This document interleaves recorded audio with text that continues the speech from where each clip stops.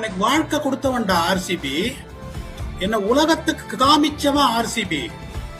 என்ன உலகத்துக்கு காமிச்சவன் ஆர்சிபி. நான் யாருமே இல்லாத போது 2008ல எனக்கு ஒரு சான்ஸ் கொடுத்தது ஆர்சிபி.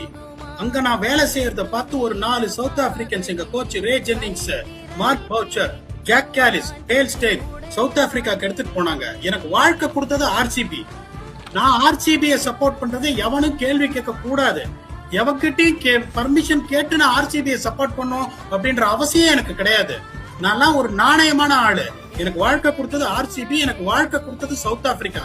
இப்ப அஸ்வின் மாதிரி ஒரு கிரிக்கெட்டரே என்ன முன்னாடி உட்காத்தி வச்சு இவ்வளவு நாள் யூடியூப் சேனல்ல பாட்டெல்லாம் பாடு வச்சு ஏஆர் ரஹ்மான், இளையராஜாக்கள் ஒரு பீதி கிளப்புற அளவுக்கு நான் வளர்ந்திருக்கேன்னா அதுக்கு காரணம் ஆர்சிபியும் சவுத் ஆப்பிரிக்காவும் தான். ஆர்சிபியை நான் சப்போர்ட் பண்றதுக்கு எவனும் கேள்வி கேட்கறதுக்கு யாருக்கும் இதுவே கிடையாது. நான் நாணயமானவன். எனக்கு சிஎஸ்கே பிடிக்கும் அப்படின்னா நான் ஒரு தமிழ் ஆளு. அண்டர் 23 கோல்ஸ் வரைக்கும் தமிழ்நாடுக்கு ஆடி இருக்கேன். குவாலிஃபைடு அம்பையரா தமிழ்நாட்டுல இருந்து தான் நான் போயிருக்கேன்.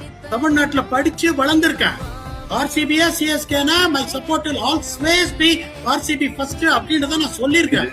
கமெண்ட்ல எழுதும் போது கொஞ்சம் பார்த்து எழுதுங்க.